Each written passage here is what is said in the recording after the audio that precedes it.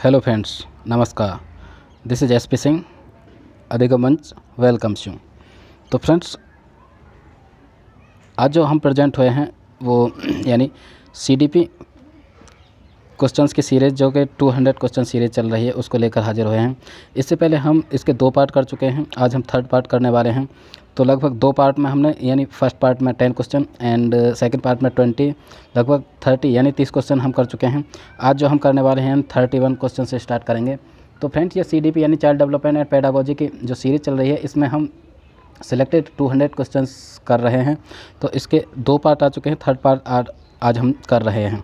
तो फ्रेंड्स, यानी आज के लिए जो फर्स्ट क्वेश्चन है वो रहा आज के लिए फर्स्ट क्वेश्चन। तो पहले हम यानी यहाँ तक कर चुके हैं, इसके बाद इस क्वेश्चन को देखते हैं। तो आज के लिए जो फर्स्ट क्वेश्चन है वो रहा ये। तो फ्रेंड्स, पहले क्वेश्चन की तरफ हम बढ़ते हैं। सीडीपी का यानी बेस्ट सेलेक्टेड क्वेश्चन की सीरीज़ है जिसमें हम पेडागोजी यानी सीडीपी पेडागोजी से संबंधित क्वेश्चंस करने वाले हैं। ओके फ्रेंड्स, ये सीरीज़ आपके लिए बहुत मददगार साबित हो सकती है। इस सीरीज़ को जुड़ने के लिए हमारे चैनल को सब्सक्राइब कीजिए। यदि आपको ये सीरीज़ पसंद आती है, थोड़ी सी बहुत भी हेल्प मिलती है, तो अपने लाइक के थ्रू हमें मोटिवेट कीजिए एंड फीडबैक कमेंट के द्वारा दीजिए और अपने फ्रेंड्स में वीडियो को शेयर करिए, क्योंकि अधिक से अधिक लोग हमसे जुड़ सकें और अपनी यानी लर्निंग प्रोसेस को आगे प्रोसीड कर सकें। तो फ्रेंड्स, शुरू करते हैं यानी आज की सीरीज़, जो कि काफ़ी डिले हो गई है क्योंकि इसके 2 पार्ट आए हुए काफ़ी टाइम हो गया। आज जो 3rd पार्ट है वो हम शुरू करने वाले हैं। तो फ्रेंड्स, यानी चाइल्ड डेवलपमेंट मनोविज्ञान की बात करते हैं पेडागोजी की, तो काफ़ी इम्पोर्टेंट है। पेडागोजी से रिलेटेड बहुत सारे क्वेश्चन पूछे जाते हैं। तो सीडीपी के ये बेस्ट यानी सेलेक्टेड क्वेश्चन है, प्रीवियस ईयर एग्जाम्स में आए हुए क्वेश्चन हैं। जो 200 क्वेश्चन है उसकी सीरीज़ हम कर रहे हैं। तो ये रहा 3rd पार्ट, क्वेश्चन नंबर 1 आज के लिए। क्वेश्चन नंबर 1, वरना इस सीरीज़ का ये 31 क्वेश्चन यानी 31वां क्वेश्चन रहेगा। तो डिस्कस करते हैं। ओके फ्रेंड्स, निम्नलिखित में से कौन सी एक अंतःस्रावी ग्रंथि नहीं है? तो फ्रेंड्स, अंतःस्रावी ग्रंथि निम्नलिखित में से कौन सी नहीं है उसके बारे में हम डिस्कस करने वाले हैं। ऑप्शन नंबर 1 ये रहा, यानी एडिनल ग्रंथि, पीयूष ग्रंथि, लार ग्रंथि या थायराइड ग्रंथि। तो फ्रेंड्स, जब भी अंतःस्रावी ग्रंथि की बात होती है तो यहाँ पे जो ऑप्शन होता है वो ऑप्शन नंबर सी बिल्कुल करेक्ट होता है। जो लार ग्रंथि है वो अंतःस्रावी ग्रंथि नहीं है। ओके फ्रेंड्स, तो नेक्स्ट क्वेश्चन पर चलते हैं, यानी 32 यानी 32वें क्वेश्चन की तरफ चलते हैं। तो आज के लिए यानी 32 सेकंड क्वेश्चन, 32 यानी 32वां क्वेश्चन ये रहा। विद्रोह की भावना की प्रवृत्ति निम्नलिखित में से किस अवस्था से संबंधित है? तो फ्रेंड्स, जब भी विद्रोह की भावना आती है किस स्टेज में आती है? हमने पढ़ी है कि डेवलपमेंट यानी बाल मनोविज्ञान में बाल विकास के स्टेज अवस्थाएं हैं, उनके अकॉर्डिंग जो विकास क्रम है वो निर्धारित होता है और उसमें ही एक विद्रोह की भावना की प्रवृत्ति उत्पन्न होती है। तो विद्रोह की भावना जो उत्पन्न होती है वो किस अवस्था में उत्पन्न होती है ये हम देख लेते हैं। ऑप्शन नंबर ए बाल्यावस्था, शैशवावस्था, पूर्व किशोरावस्था या मध्य किशोरावस्था। तो फ्रेंड्स, जब भी हम बाल अवस्था की बात करते हैं ऑप्शन नंबर बी की तरफ देखते हैं। तो शैशवावस्था यानी इन्फेंसी, शैशवावस्था यानी जन्म 0 से लेकर 2 यानी 2 वर्ष तक की अवस्था को, 0 का मतलब यहाँ पर जन्म से है, जन्म से लेकर 2 वर्ष की अवस्था इन्फेंसी होती है। तो इस अवस्था में बच्चे में विद्रोह की भावना बिल्कुल नहीं होती, ये ऑप्शन बिल्कुल यहाँ से हट जाता है। यदि हम बाल्यावस्था की बात करें, बाल्यावस्था मतलब 2 साल से लेकर 12 वर्ष की अवस्था को बाल्यावस्था कहा है। इसको भी 2 पार्ट्स में डिवाइड किया है। ये चीज़ हमने डिस्कस कर रखी है, यानी स्टेजेस ऑफ डेवलपमेंट एक सीरीज़ करी थी हमने, एक सेशन किया है उसमें डिस्कस कर रखी है। तो फ्रेंड्स, यानी बाल्यावस्था में विद्रोह की भावना नहीं होती, ये ऑप्शन हट गया। शैशवावस्था में नहीं होती। एंड नेक्स्ट चलते हैं हम यानी किशोरावस्था। तो फ्रेंड्स, किशोरावस्था, पूर्व किशोरावस्था और मध्य किशोरावस्था। तो फ्रेंड्स, मध्य किशोरावस्था में भी नहीं होती, मध्य से पहले पूर्व किशोरावस्था आती है। तो फ्रेंड्स, यानी कुल मिला के जो किशोरावस्था है वो बिल्कुल तूफान एवं तनाव की अवस्था है और विद्रोह की जो भावना है उसी में मतलब उसके बिल्कुल प्रारंभ में पनपने लगती है। तो यहाँ पे जो ऑप्शन बिल्कुल हमारे लिए सटीक रहेगा, बिल्कुल करेक्ट रहेगा, यानी पूर्व किशोरावस्था। जो विद्रोह की भावना उत्पन्न होती है वो पूर्व किशोरावस्था में उत्पन्न होने लगती है और किशोरावस्था आते आते ये पूरी तरह से बलती है। तो फ्रेंड्स, ये रहा यानी क्वेश्चन नंबर 32 का ऑप्शन नंबर सी यानी पूर्व किशोरावस्था बिल्कुल सही होता है। नेक्स्ट पर चलते हैं। आज के लिए क्वेश्चन नंबर 32, इस सीरीज़ का क्वेश्चन नंबर 32 करने वाले हैं हम, यानी इससे पहले हम 32 तो कर चुके। 33 पर चलते हैं। क्वेश्चन नंबर 33 यानी इस सीरीज़ का 33वां क्वेश्चन हम देखते हैं। तो 33rd क्वेश्चन क्या कहता है, विकास के परिणाम स्वरूप नवीन विशेषताएं और नवीन योग्यताएं प्रकट होती हैं। तो फ्रेंड्स ये कुछ स्टेटमेंट्स हैं जो यूपी टेट हो, चाहे वो बिहार स्टेट टेट हो या एमपी टेट हो, इनमें सी टेट को छोड़कर जो डेफिनेशन या स्टेटमेंट वो अक्सर पूछ ले जाते हैं। लेकिन सी टेट में ऐसा नहीं देखा गया है कि स्टेटमेंट अभी तक पूछे गए हैं। लेकिन एग्जाम पैटर्न की कुछ पता नहीं कब क्या चेंज हो जाए। लेकिन हम यहाँ स्टेटमेंट की बात करें, ये जो क्वेश्चन है ईवीएस यानी ये जो क्वेश्चन है प्रीवियस ईयर यानी सी टेट में ना आके यूपी टेट में आया हुआ है। तो एक डेफिनेशन है यानी विकास के परिणाम स्वरूप नवीन विशेषताएं और नवीन योग्यताएं प्रकट होती हैं। ये किसका कथन है, तो इसके बारे में हम डिस्कस करते हैं। ये गैसेल का है या हरलॉक का है या मेरेडिथ का है या डगलस और हॉलैंड का है। तो फ्रेंड्स जब भी कोई भी स्टेटमेंट या डेफिनेशन की बात आती है तो बिल्कुल वो जो का तो स्टेटमेंट होता है और उसे तो याद करने जैसी बात होती है, इसमें डिस्कस करने वाली कोई बात नहीं। तो ये जो कथन है ये हरलॉक महोदय का है। हरलॉक महोदय ऐसा मानते हैं, ये जो कथन है ये हरलॉक महोदय का है। तो फ्रेंड्स हरलॉक महोदय कहते हैं कि विकास के परिणाम स्वरूप नवीन विशेषताएं और नवीन योग्यताएं प्रकट होती हैं। तो फ्रेंड्स ये था क्वेश्चन नंबर 33। क्वेश्चन नंबर 34 पर चलते हैं आज के लिए, यानी क्वेश्चन नंबर 34। यह रहा 34वां क्वेश्चन, देखते हैं। यानी वृद्धि को प्रभावित करने वाले कारक हैं, जो ग्रोथ है यानी डेवलपमेंट का जो पार्ट है वृद्धि, तो वृद्धि को प्रभावित करने वाले या ग्रोथ को जब फैक्टर अफेक्टिंग ग्रोथ, तो ग्रोथ को जो प्रभावित करने वाले कारक हैं निम्नलिखित में से कौन से हैं, यानी पर्यावरण, स्वास्थ्य, आहार मतलब पोषण, हमारा भोजन, हमारा फूड, ये सभी। तो कुल मिला के जो हमारी वृद्धि या ग्रोथ है उसको जो प्रभावित करते हैं वो सारे के सारे ऑप्शन, यानी हमारा जो फ्रेंड्स हमारा जो पर्यावरण है वो भी प्रभावित करता है, ठीक है।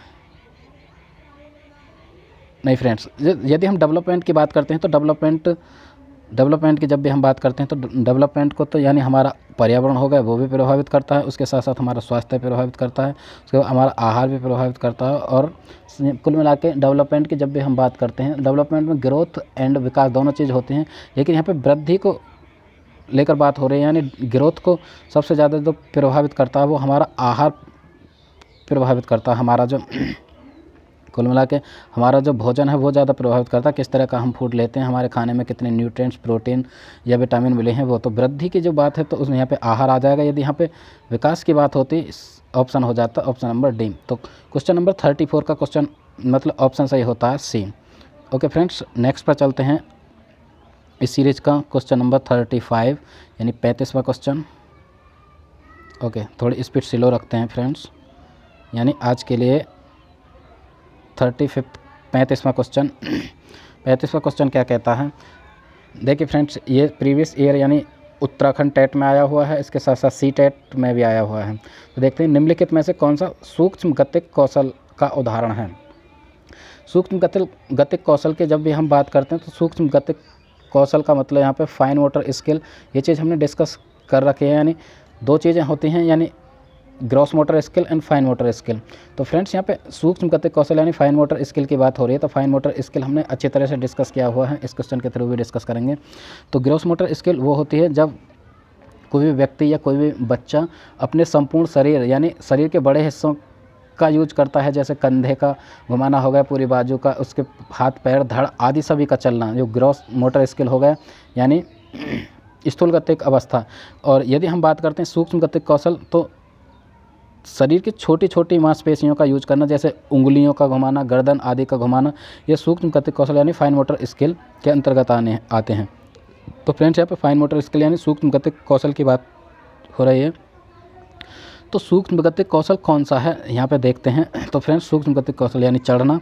तो जब भी हम चढ़ने की बात करते हैं, चढ़ने में हमारे सारी की सारी मांसपेशियाँ यानी टांग भी काम करते हैं, हाथ भी काम करते हैं, चढ़ते समय, सीढ़ियों पर चढ़ते समय, और पूरा शरीर काम करता है। फुदकने में भी हमारा पूरा शरीर काम करता है। यदि बात करते हैं दौड़ना, तो दौड़ने में भी पूरा शरीर काम करता है। बात यहाँ पे आती है यदि लिखने की, तो लिखने में सिर्फ हमारी उंगलियाँ जो फाइन मोटर स्किल यहाँ पे काम करती है, यानी सूक्ष्म गतिक कौशल है लिखना है।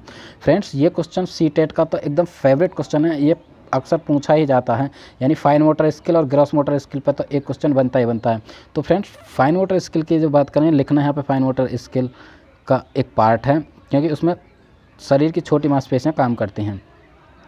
ओके फ्रेंड्स, तो ये रहा क्वेश्चन नंबर 35 का ऑप्शन डी बिल्कुल करेक्ट होता है, यानी लिखना। अब नेक्स्ट पर चलते हैं, यानी 35 के बाद 36, क्वेश्चन नंबर 36 पर चलते हैं। तो क्वेश्चन नंबर 36 क्या कहता है उसे देख लेते हैं। ये रहा आज के लिए 36 क्वेश्चन, यानी निम्नलिखित में से किसका विकास किशोरावस्था में नहीं होता।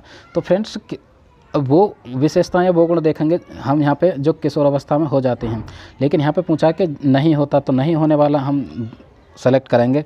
यानी ऑप्शन पर चलते हैं, यानी अहम केंद्रता, अभिरुचियाँ, तर्क शक्ति या प्रक्षेपण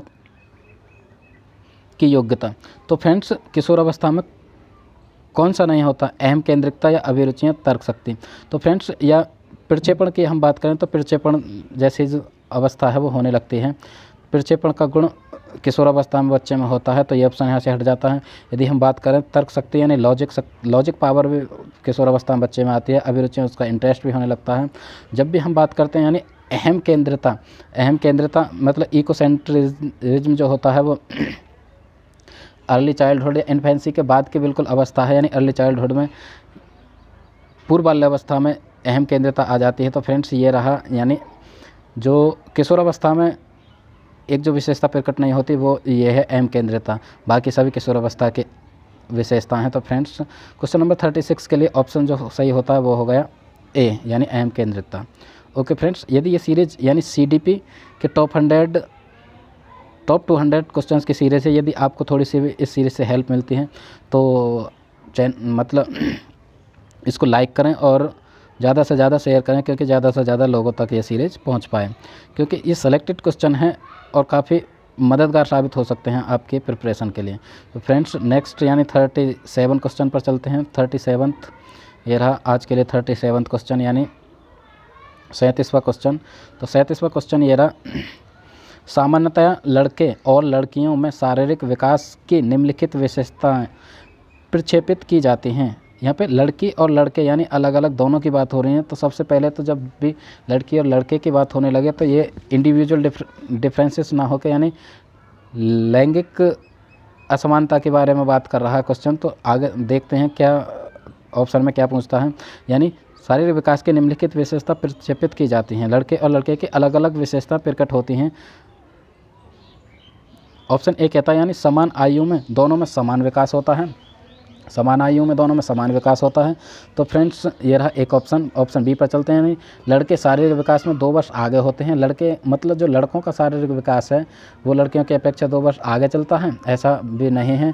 लड़कियां शारीरिक विकास में 2-3 वर्ष आगे होती हैं, या फिर लड़कियां लड़कों से 5 वर्ष पीछे होती हैं। तो फ्रेंड्स ऑप्शन में दोबारा से चलते हैं, यानी समान आयु में दोनों में समान विकास होता है। हाँ, विकास का क्रम चलता तो समान है, लेकिन फ्रेंड्स लड़की और लड़के की यदि हम बात करें तो ऐसा माना जाता है कि लड़कियों की जो डेवलपमेंट है या ग्रोथ है, जो लंबाई हो गई चाहे वजन हो गया या उनका थोड़े जो ग्रोथ है थोड़ी लड़कों से तेज़ चलती है। तो समान आयु में एकदम समान तो नहीं होती, लड़कियाँ जल्दी बड़ी हो जाती हैं, उनकी हाइट बड़ी हो जाती है, उनके जो मतलब बॉडी स्ट्रक्चर है वो थोड़ी ज़्यादा काम होती है, ये कहें कि वो ज़्यादा एडोलसेंस यानी जवान हो जाती हैं। इसके बाद यदि बात करें ऑप्शन बी, यानी लड़के शारीरिक विकास में 2 वर्ष आगे होते हैं, तो लड़के आगे नहीं होते, लड़कियां आगे होती हैं, लड़के हमेशा पीछे होते हैं, मतलब लड़कों का विकास थोड़ा स्लो चलता है। इसके बाद यदि हम बात करें लड़कियां शारीरिक विकास में 2-3 वर्ष आगे होती हैं, तो फ्रेंड्स हाँ लड़कियां आगे तो होती हैं लेकिन 2-3 वर्ष होते हैं, ये कहना थोड़ा मुश्किल है। डी ऑप्शन पर चलते हैं, यानी लड़कियां लड़कों से 5 वर्ष पीछे होती हैं, यानी लड़कियां पीछे होती हैं। फ्रेंड्स लड़कियां पीछे बिल्कुल भी नहीं होती। तो ऑप्शन यहाँ पर बिल्कुल सही जो माना जाएगा वो है बिल्कुल सही, लड़कियाँ शारीरिक विकास में। यहाँ पर सिर्फ शारीरिक फिजिकल डेवलपमेंट की बात हो रही है, ऑल ओवर डेवलपमेंट की बात नहीं हो रही, क्योंकि ऑल ओवर डेवलपमेंट लड़की लड़का यानी लिंग विभेदता पर कभी भी नहीं आधारित होता कि लड़कियों का विकास जल्दी होगा या लड़कों का विकास, यानी चाहे वो डेवलपमेंट लैंग्वेज डेवलपमेंट हो, फिजिकल वो सोशल डेवलपमेंट हो, बाकी कितने भी विकास के जो पक्ष हों उनमें ये काम नहीं करता। जब भी हम फिजिकल डेवलपमेंट की बात करते हैं तो फिजिकल डेवलपमेंट में लड़कियां आगे होती हैं, कुल मिला के लड़कियां लड़कों से 2-3 वर्ष पहले जवान हो जाती हैं, ये बिल्कुल कथन यहाँ पे सही होता है। तो ऑप्शन नंबर सी इस क्वेश्चन का बिल्कुल सही होता है। यह क्वेश्चन नंबर यानी 7। अब चलते हैं हम क्वेश्चन नंबर 38, यानी आज के लिए 38वां क्वेश्चन ये रहेगा। 38वां क्वेश्चन क्या कहता है, यानी निम्नलिखित में से किशोरावस्था के संदर्भ में कौन सा कथन सही नहीं है। जब भी हम एडोलसेंस की बात करते हैं, यानी एडोलसेंस की जितनी भी विशेषताएं, उसका एक विशेषता नहीं है, उसके बारे में हम बात यहाँ पे कर रहे हैं। तो किशोरावस्था की जो विशेषता नहीं है उस पर देखते हैं क्या ऑप्शन में। ऑप्शन नंबर ए क्या कहता है, यानी कई नवीन आंतरिक तथा बाह्य परिवर्तन दिखाई देते हैं। बिल्कुल, जब भी हम एडोलसेंस की बात करते हैं तो बिल्कुल परिवर्तन की एज है, उसमें आमूलचूल परिवर्तन दिखाई देते हैं। तो ये जो विशेषता है किशोरावस्था की है, लेकिन यहाँ पे किशोरावस्था की जो विशेषता नहीं है वो पूछी गई है। तो फ्रेंड्स ऑप्शन नंबर ए, यानी कई नवीन आंतरिक तथा बाह्य परिवर्तन दिखाई देते हैं, ये किशोरावस्था की विशेषता हो गई। इसके साथ बी पर चलते हैं, यह आयु अत्यधिक संवेगात्मक होती है। बिल्कुल सही, बिल्कुल तूफान तनाव एकदम उड़ने जैसी एज होती है एडोलसेंस, यानी कि कुल मिला के हम बात करें 12 से 18, मतलब 12 और 18 के बीच की जो अवस्था होती है, 12 से 18 19, जिसे हम टीन एज बोलते हैं, बिल्कुल उड़ने जैसी अवस्था होती है। तो ये भी एक इसकी विशेषता हो गई।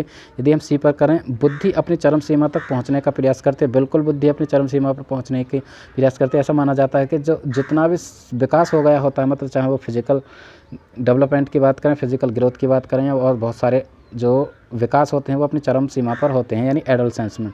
नेक्स्ट पर चलते हैं हम, यानी ऑप्शन नंबर डी, आत्मचेतना कम हो जाती है। तो फ्रेंड्स आत्मचेतना कम नहीं हो जाती, आत्मचेतना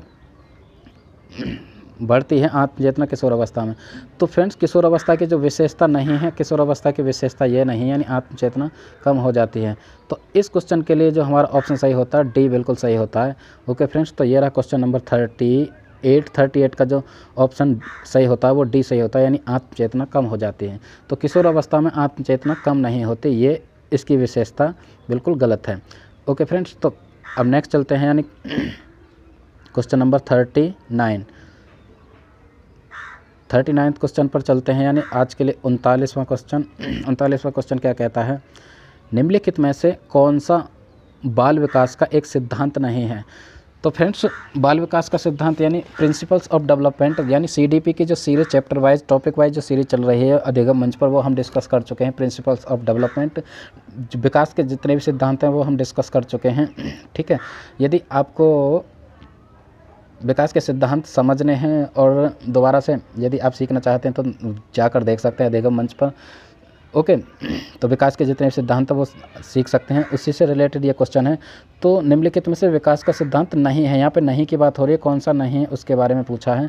तो फ्रेंड्स देखते हैं, यानी सभी विकास एक क्रम का पालन करते हैं। फ्रेंड्स डेवलपमेंट जो होता है एक यूनिफॉर्म पैटर्न पर काम करता है, विकास का एक ही क्रम होता है, चाहे बच्चा अमेरिका में पैदा हुआ हो, चाहे इंडिया में, चाहे जर्मनी, चाहे फ्रांस, कहीं भी बच्चा पैदा हो उसका जो क्रम है यानी डेवलपमेंट का क्रम है एक यूनिफॉर्म पैटर्न पर आधारित है, क्योंकि बच्चा बिल्कुल एक ही क्रम में विकास होता है उसका, क्योंकि ओके फ्रेंड्स बी पर चलते हैं, विकास के सभी क्षेत्र महत्वपूर्ण हैं। विकास के जितने भी डोमेन यानी बहुत सारे पक्ष होते हैं, चाहे वो फिजिकल डेवलपमेंट होगा, सोशल डेवलपमेंट होगा, लैंग्वेज डेवलपमेंट होगा, इमोशनल डेवलपमेंट होगा, यानी कॉग्निटिव डेवलपमेंट होगा, सभी पक्ष एक दूसरे से इंटर रिलेटेड होते हैं, एक दूसरे से जुड़े हुए होते हैं, इसलिए सभी पक्ष महत्वपूर्ण होते हैं। तो ये जो विशेषता है या कुल मिला के ये कहें कि विकास का जो प्रिंसिपल है ये भी है, तो दोनों हो जाते हैं। इसके बाद सी पर चलते हैं, यानी सभी विकास परिपक्वन तथा अनुभव की अंतःक्रिया का परिणाम है। ओके फ्रेंड्स, एंड देखते हैं सभी विकास तथा अधिगम एक समान गति से आगे बढ़ते हैं। तो फ्रेंड्स यहाँ पे जो पूछा है यानी कौन सा एक सिद्धांत नहीं है, बाल विकास का सिद्धांत नहीं है, सभी विकास परिपक्व तथा अनुभव की अंतःक्रिया का परिणाम है। या डी पर चलते हैं, सभी विकास तथा अधिगम एक समान गति से आगे बढ़ते हैं। तो फ्रेंड्स ऑप्शन सी की तरफ चलते हैं, सभी विकास परिपक्व तथा अनुभव की अंतःक्रिया का परिणाम है। तो अंतःक्रिया का परिणाम बिल्कुल भी नहीं, परिपक्व एवं अनुभव की क्रिया का। यहाँ पे ये भी ऑप्शन है, यानी ये एक प्रिंसिपल है। इसके बाद यदि हम बात करें डी, सभी विकास तथा अधिगम एक समान गति से आगे बढ़ते हैं। तो सभी जो विकास और अधिगम है वो एक समान गति से आगे नहीं बढ़ते, मतलब विकास एक क्रम पे आके स्टॉप हो जाता है, स्टे करता है, रुकता कभी भी नहीं है, डेवलपमेंट चलता रहता है, थोड़ा स्लो हो जाता है लेकिन चलता है। तो यहाँ पे जो ऑप्शन हट जाता है ये ऑप्शन हट जाता है, यानी डी। तो क्वेश्चन नंबर यानी 39 के लिए जो ऑप्शन बिल्कुल सही बैठता है वो बैठता है डी, यानी सभी विकास तथा अधिगम एक समान गति से आगे बढ़ते हैं। तो सभी विकास और विकास अधिगम एक समान गति से आगे नहीं बढ़ते, क्योंकि जो गति है वो थोड़ी स्लो भी हो जाती है। ओके फ्रेंड्स, नेक्स्ट ये रहा यानी 39 क्वेश्चन। अब चलते हैं क्वेश्चन नंबर 40। क्वेश्चन नंबर 40 की यदि हम बात करते हैं, ये रख आज के लिए क्वेश्चन नंबर 40 यानी 40वां क्वेश्चन इस सीरीज़ का। क्योंकि फ्रेंड्स हम जो CDP यानी चाइल्ड डेवलपमेंट एंड पेडागोजी के बेस्ट यानी सिलेक्टेड क्वेश्चंस की एक सीरीज़ कर रहे हैं, जिसके 200 क्वेश्चंस की एक सीरीज़ है, जिसके हम पार्ट में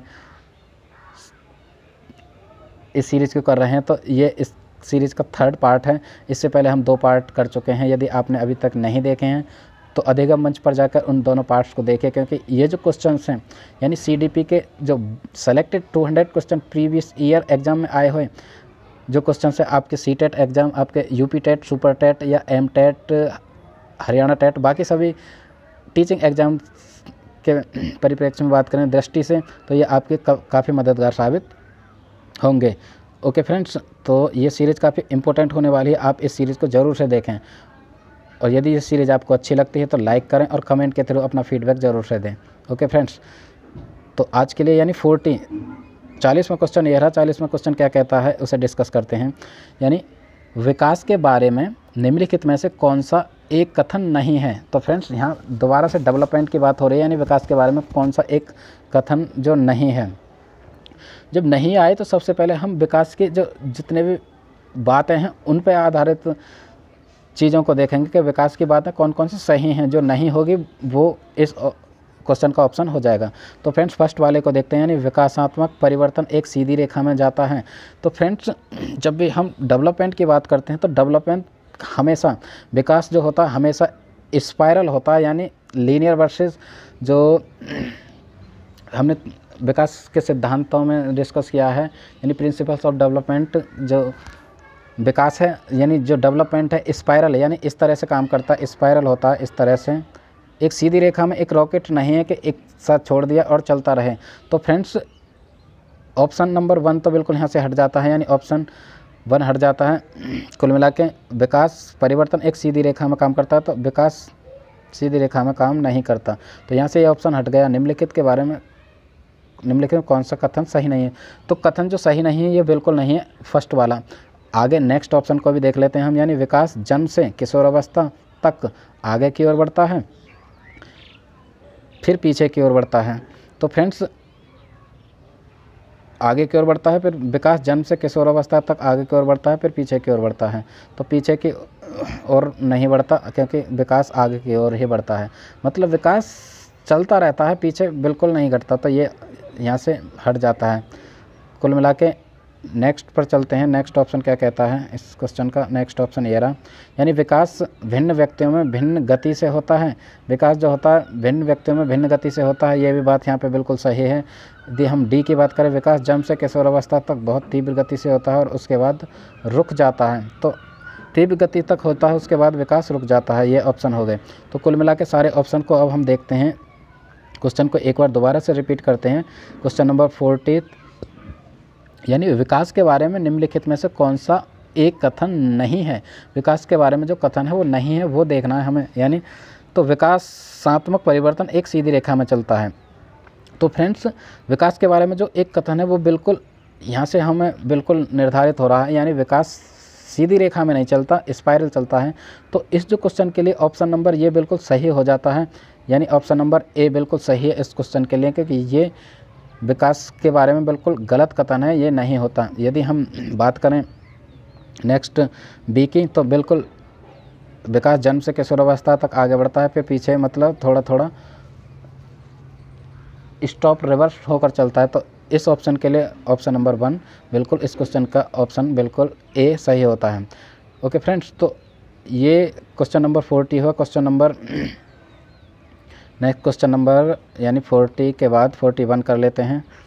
तो फ्रेंड्स हम जो अब तक कितने क्वेश्चंस कर चुके हैं, यानी 20 करे थे, 20 के बाद 40, हाँ 30 क्वेश्चन थे। इस सीरीज़ में हमने 10 क्वेश्चन कर लिए। 10 क्वेश्चन के बाद और कर लेते हैं, यानी 10 क्वेश्चन और करते हैं, क्योंकि ये जो सीरीज़ है काफ़ी लंबी है। 200 क्वेश्चन हमको करने हैं।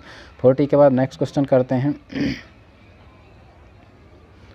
ओके 5 क्वेश्चन यानी 5 क्वेश्चन और कर लेते हैं इस सीरीज़ में।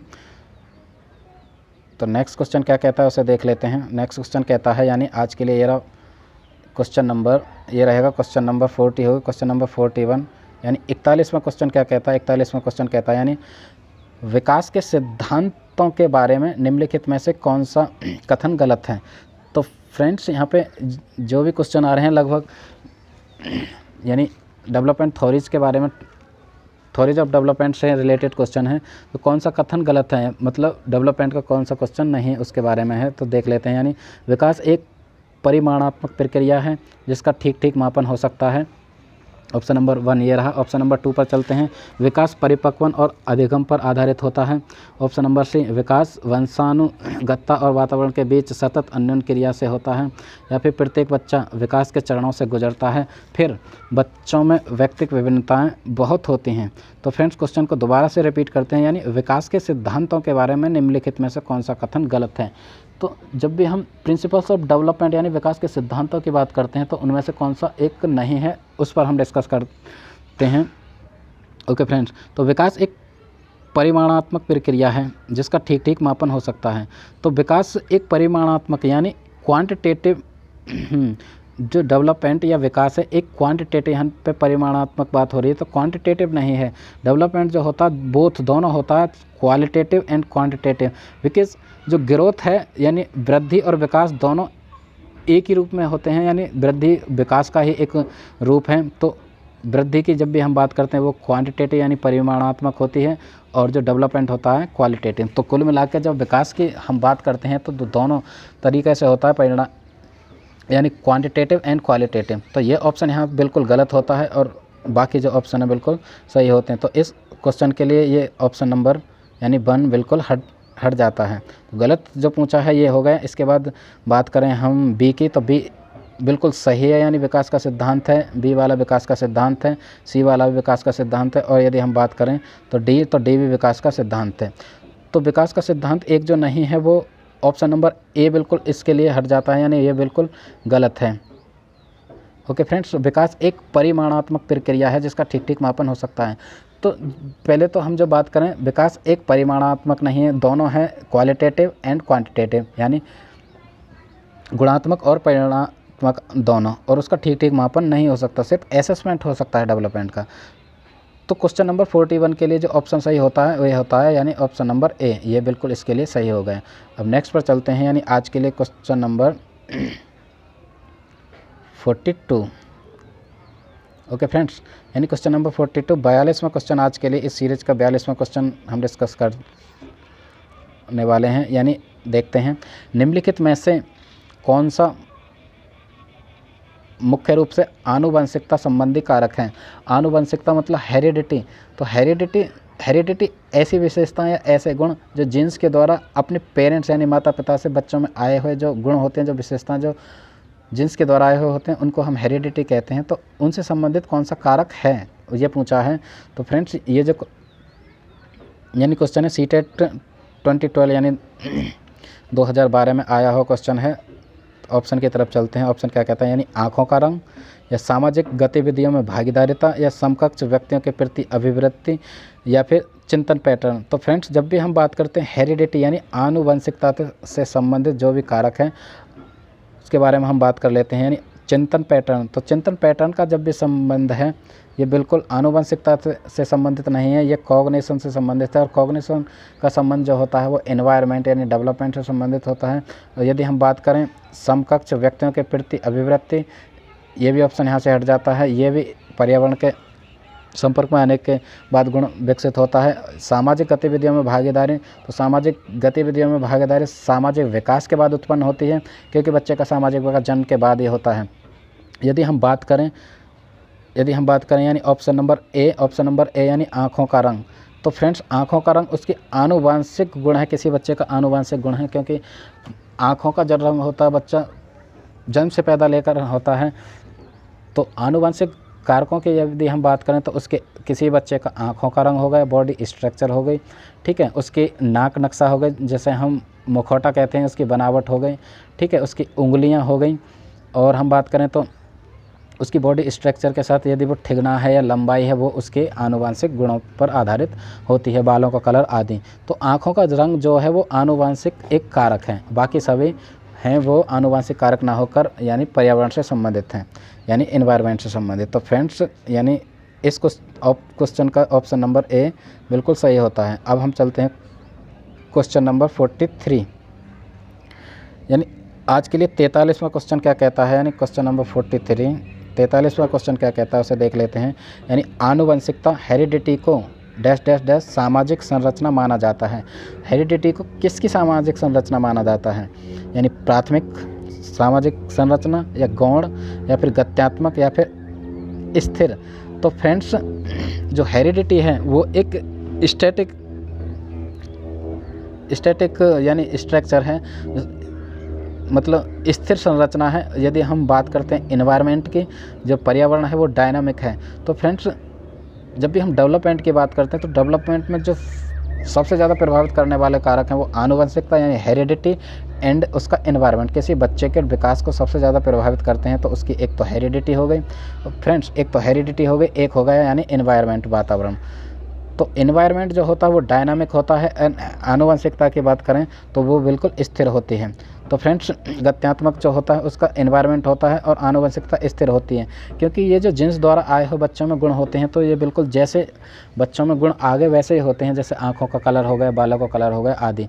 तो यानी आनुवंशिकता को स्थिर संरचना, स्थिर सामाजिक संरचना माना जाता है। यानी क्वेश्चन नंबर 43 के लिए ऑप्शन नंबर डी बिल्कुल सही होता है। यानी हेरिडिटी जो है एकदम स्टैटिक, एकदम फिक्स्ड एक स्ट्रक्चर है, एक संरचना है। ओके फ्रेंड्स, नेक्स्ट पर चलते हैं। यानी आज के लिए क्वेश्चन नंबर 44, ये रहा आज के लिए क्वेश्चन नंबर 44।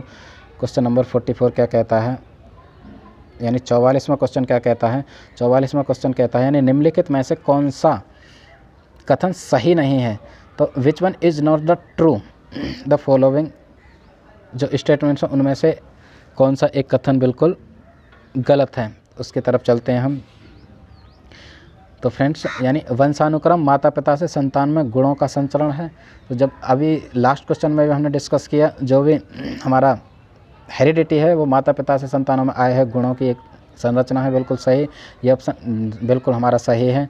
बात करें यानी विकास प्राणी और उसके पर्यावरण की अंतःक्रिया का परिणाम है। डेवलपमेंट जो है प्राणी और उसके पर्यावरण के अंतःक्रिया का परिणाम है। हाँ बिल्कुल, विकास जो होता है उसके पर्यावरण अंतःक्रिया का परिणाम होता है।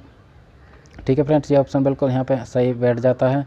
यदि हम बात करें नेक्स्ट सी के, यानी वंशानुक्रम व्यक्ति की जन्मजात विशेषताओं का परिणाम है। ठीक है, तो वंशानुक्रम व्यक्ति की जन्मजात विशेषताओं का परिणाम है, या फिर माता पिता की शारीरिक और मानसिक विशेषताओं का संतानों में संचित होना वंशानुक्रम है।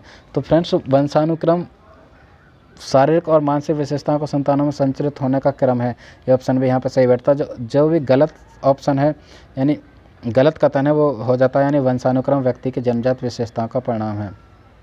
तो जन्मजात विशेषताओं का परिणाम नहीं, ये ऑप्शन नंबर सी यहाँ से बिल्कुल सही बैठता है। क्वेश्चन नंबर यानी क्वेश्चन नंबर 44 के लिए ऑप्शन जो सही होता है वो होता है option number C. Okay friends, okay थोड़ा डाउट सा लग रहा है, इस क्वेश्चन को दोबारा से देखते हैं। यानी निम्नलिखित में से कौन सा कथन सही नहीं है। तो कौन सा कथन सही नहीं है उसके बारे में हमको बात करनी है। वंशानुक्रम माता पिता से संतानों में आए गुणों का संचरण है, ऑप्शन नंबर ये बिल्कुल सही है, यानी ये कथन सही है। विकास प्राणी और उसके पर्यावरण की अंतःक्रिया का परिणाम है, ये भी सही है। वंशानुक्रम व्यक्ति की जन्मजात विशेषताओं का परिणाम है, ये भी, इस पर थोड़ा डाउट है। यानी माता पिता की शारीरिक और मानसिक विशेषताओं का संतानों में संचित होना वंशानुक्रम है, यानी शारीरिक और मानसिक विशेषताओं, ये भी सही है। तो इस ऑप्शन के लिए जो भी गलत बैठता है, गलत ऑप्शन है वो है सी। ओके फ्रेंड्स, अब हम बात करते हैं यानी नेक्स्ट क्वेश्चन 45 यानी 45वें क्वेश्चन की बात करते हैं। ये रहा आज के लिए 45वां क्वेश्चन। तो 45वां क्वेश्चन क्या कहता है, 45वां क्वेश्चन कहता है यानी बच्चों में सीखने और सुनने के लिए अधिगम योग्य वातावरण के लिए निम्नलिखित में से कौन उपयुक्त है। तो बच्चों में सीखने और सुनने के लिए अधिगम योग्य वातावरण के लिए निम्नलिखित में से कौन सा उपयुक्त है। तो ऑप्शन ए कहता है एक लंबे समय के लिए निष्क्रिय रूप से सुनना। तो फ्रेंड्स जब भी नेगेटिव बात आती है यानी निष्क्रियता की बात आ रही है तो ये तो ऑप्शन बिल्कुल सही हट जाएगा, क्योंकि लंबे समय तक निष्क्रिय रूप से सुनने में से कैसे कोई भी विशेषता यानी किस तरह से उसका सीखने से संबंधित वातावरण तैयार हो सकता है। बी पर चलते हैं, निरंतर गृह कार्य देते रहना। लगातार होमवर्क देते रहने से बच्चा नहीं सीख पाएगा, क्योंकि उसका अवलोकन ऑब्जर्वेशन भी ज़रूरी है या असेसमेंट भी ज़रूरी है, उसका परीक्षण बहुत ज़रूरी है। सिर्फ गृह कार्य से ही काम नहीं चलने वाला। ऑप्शन सी पर चलते हैं, यानी सीखने वाले द्वारा व्यक्तिगत कार्य करना। जो सीख रहा है उसके द्वारा जो अपने इंडिविजुअल वर्क हैं उनको करना। उनको करने से कहाँ वो सीख पाएगा, क्योंकि जो चीज़ हमें सिखानी है, कोई भी टॉपिक या कोई भी पाठ्यक्रम, किसी सब्जेक्ट रिलेटेड कोई कॉन्सेप्ट क्लियर कराना है, मतलब उसे हमें सिखाना है, तो उसके वो व्यक्तिगत कार्यों से नहीं सीख पाएगा। नेक्स्ट पर देखते हैं, यानी डी पर विद्यार्थियों को यह छूट देना कि क्या सीखना है और कैसे सीखना। हाँ, तो फ्रेंड्स जब भी हम बात करते हैं यहाँ पे अपने एजुकेशन सिस्टम की, तो चाइल्ड सेंटर्ड एजुकेशन सिस्टम लागू होता है, यानी छात्र केंद्रित जो शिक्षा है वो लागू होती है। तो विद्यार्थियों को छूट देने से मतलब है, मतलब चाइल्ड सेंटर्ड एजुकेशन रहनी चाहिए। बच्चे को खुला छोड़ देना चाहिए, बच्चा किस तरह से सीखता है और उसके लिए कौन कौन सी प्रविधि काम करती हैं। तो इस क्वेश्चन के लिए ऑप्शन नंबर डी बिल्कुल सही बैठता है। ठीक है, तो क्वेश्चन नंबर 45 के लिए ऑप्शन सही बैठता है, यानी विद्यार्थियों को यह छूट देना कि क्या सीखना है और कैसे सीखना है वो खुद से डिसाइड करेगा, सिर्फ बिकॉज एनसीएफ 2005 यानी एनसीएफ 2005 भी यह कहता है कि टीचर तो एक फैसिलिटेटर, एक मार्गदर्शक के तौर पर एक सुविधा प्रदाता है। सिर्फ बच्चे को गाइडेंस के देनी होती है टीचर को, क्योंकि बच्चा खुद सीखता है किस तरह से उसे सीखना है। ठीक है, तो एक्सप्लोर करने के लिए इसे छोड़ देना चाहिए, ये एनसीएफ 2005 कहता है, क्योंकि टीचर को सिर्फ एक फैसिलिटेटर यानी मार्गदर्शक माना है। तो फ्रेंड्स क्वेश्चन नंबर 45 के लिए ऑप्शन जो सही होता है वो डी होता है। ओके फ्रेंड्स, नेक्स्ट पर चलते हैं, क्वेश्चन नंबर 46 पर चलते हैं। ये रहा आज के लिए क्वेश्चन नंबर 46, यानी 40वां क्वेश्चन क्या कहता है, यानी निम्न में से कौन सा वंशानुक्रम का नियम नहीं है। तो फ्रेंड्स हेरिडिटी से संबंधित कई क्वेश्चन आ चुके हैं। तो वंशानुक्रम का नियम नहीं है, यानी समानता का नियम, विभिन्नता का नियम, प्रत्यागमन का नियम या अभिप्रेरणा का नियम। तो फ्रेंड्स जब भी हम बात करते हैं यानी वंशानुक्रम के नियम, तो ग्रेगर जॉन मेंडल को फादर ऑफ हेरिडिटी माना जाता है। इन्होंने वंशानुक्रम के कई सारे नियम दिए हैं, उनमें से जो समानता का नियम है वो भी वंशानुक्रम का नियम है, विभिन्नता का नियम है वो भी वंशानुक्रम का नियम है, या प्रत्यागमन का नियम है वो भी वंशानुक्रम का नियम है। जो एक नियम यहाँ पे बच जाता है, यानी अभिप्रेरणा का जो नियम है वो वंशानुक्रम से संबंधित नहीं है। अभिप्रेरणा यानी मोटिवेशन, किस तरह से बच्चा अभिप्रेरित होता है वो वंशानुक्रम का नियम नहीं है, क्योंकि अभिप्रेरणा अर्जित होती है। अर्जित का मतलब पर्यावरण अपने वातावरण में आने के बाद ही बच्चे में अभिप्रेरणा का गुण विकसित होता है। तो क्वेश्चन नंबर 46 के लिए जो ऑप्शन सही होता है वो होता है डी, जो कि वंशानुक्रम का एक नियम नहीं है। ओके फ्रेंड्स, तो ये रहा क्वेश्चन नंबर 46। और क्वेश्चन नंबर 47 यानी 47वें क्वेश्चन पर आते हैं। 47 क्वेश्चन क्या कहता है उसे देख लेते हैं, यानी स्पेस यानी रिक्त स्थान के बाद जन्मजात व्यक्तिक गुणों का योगफल है। तो कुल मिला के व्यक्तिक गुणों का जो योगफल है वो क्या है, यानी समानता, निरंतरता, वंशानुक्रम या फिर युजुत्सा। तो फ्रेंड्स जन्मजात यानी व्यक्ति का जो जन्म से लेकर पैदा होता है वो कौन से गुण है, तो समानता का जो गुण है वो जन्मजात नहीं होता, निरंतरता का गुण नहीं होता। तो फ्रेंड्स जब भी यहाँ पे बात आती है यानी जन्मजात जो गुण होते हैं, जन्मजात गुण जो होते हैं वो हेरिडिटी से संबंधित होते हैं, तो ऑप्शन नंबर सी बिल्कुल करेक्ट बैठता है। यानी ये जन्मजात गुण होता है, वंशानुक्रम जन्मजात व्यक्तिक गुणों का एक योगफल है। ओके फ्रेंड्स, तो क्वेश्चन नंबर 47 के लिए सी बिल्कुल सही होता है। अब हम चलते हैं 48। ओके फ्रेंड्स, तो 48 पर चलते हैं। ये दो क्वेश्चन आ गए इसमें, क्योंकि फ्रेंड्स ये जो 47 के बाद 48 डिस्कस करते हैं। ये रहा आज के लिए 48 क्वेश्चन, यानी 48वां क्वेश्चन क्या कहता है, तो 48वां क्वेश्चन कहता है यानी वातावरण वह शक्ति है जो हमें प्रभावित करती है। यानी वातावरण ऐसी एक शक्ति है जो हमें प्रभावित करती है। तो ये जो स्टेटमेंट है किसका है? वातावरण वह बाहरी शक्ति है जो हमें प्रभावित करती है। तो फ्रेंड्स स्टेटमेंट वैसे तो सीटेट बहुत कम ही पूछता है, लेकिन ये सीटेट का ही क्वेश्चन है। ये 2016 यानी 2016 में पूछा गया है। यानी वातावरण से संबंधित, वातावरण वह बाहरी शक्ति है जो हमें प्रभावित करती है, यह कथन किसका है? तो फ्रेंड्स ये जो कथन है किसका है? ऑप्शन पर चलते हैं, वुडवर्थ, एनोस्टी या इसमें से कोई नहीं, या रॉस। तो ये जो कथन है रॉस का है, ये कथन रॉस का है। ये आया हो क्वेश्चन है 2016 में। तो फ्रेंड्स वातावरण वह बाह्य शक्ति है जो हमें प्रभावित करती है, ये जो कथन है रॉस का है। तो क्वेश्चन नंबर 48 के लिए जो ऑप्शन सही होता है वो होता है बी यानी रॉस। अब हम चलते हैं क्वेश्चन नंबर 49 यानी 49वां क्वेश्चन क्या कहता है? 49th क्वेश्चन क्या कहता है उसे देख लेते हैं। यानी स्पेस रिक्त स्थान के अनुसार बालक का विकास आनुवंशिकता तथा वातावरण का गुणनफल है। तो किसके अनुसार? ऐसा किसने माना है कि जो बालक का विकास है वो वंशानुक्रम वातावरण का योगफल है। यानी हम जब बात करते हैं किसी भी बच्चे के डेवलपमेंट, किसी बच्चे के जब भी हम विकास की बात करते हैं, किसी बच्चे के विकास की जब हम बात करते हैं, तो फ्रेंड्स जब हम विकास की बात करते हैं तो ऐसा कहा जाता है यानी डेवलपमेंट इज इक्वल यानी H/E। जो किसी भी बच्चे का विकास है वो उसके यानी हेरिडिटी एंड एनवायरनमेंट के गुणनफल के बराबर है। उन दोनों का गुणनफल है, ना कि जोड़ और ना कि मतलब दोनों के साथ। यानी हेरिडिटी एंड एनवायरनमेंट की एक अन्योन्य क्रिया है बालक का विकास।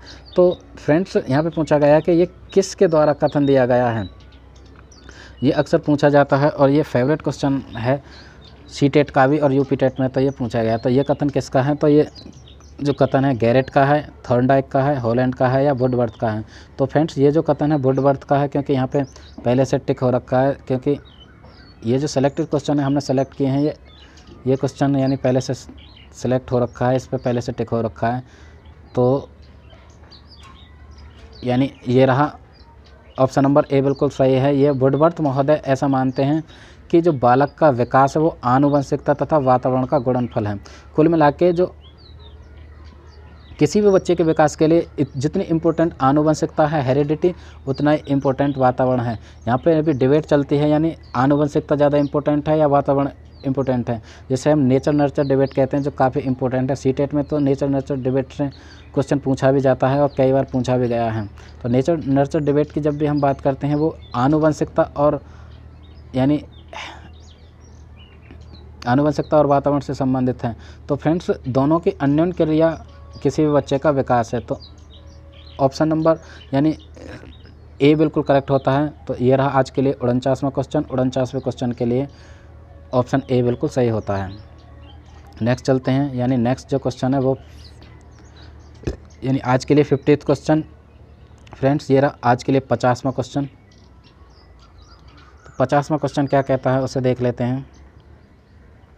तो 50वां क्वेश्चन कहता है यानी मानवीय विकास में, जब भी हम मानव विकास की बात करते हैं, आनुवंशिकता एवं परिवेश की भूमिका के संदर्भ में निम्नलिखित में से कौन सा कथन उचित है?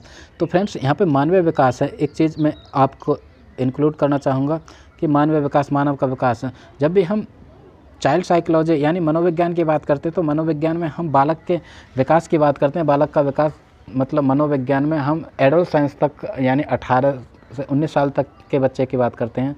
यदि हम मानवीय व्यवहार यानी मानव व्यवहार की बात करते हैं तो उसमें हम मानव के ऑल ओवर यानी डेथ तक जीवन पर्यंत के विकास की बात करते हैं।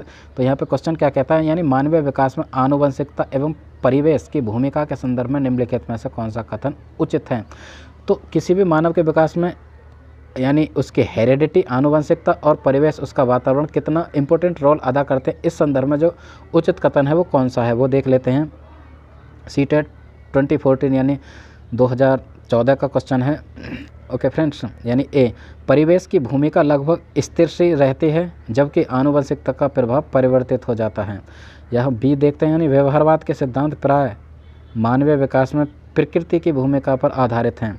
या फिर सी पर चलते हैं, विकास के विभिन्न क्षेत्रों में आनुवंशिकता एवं परिवेश का सापेक्षिक प्रभाव परिवर्तनशील है।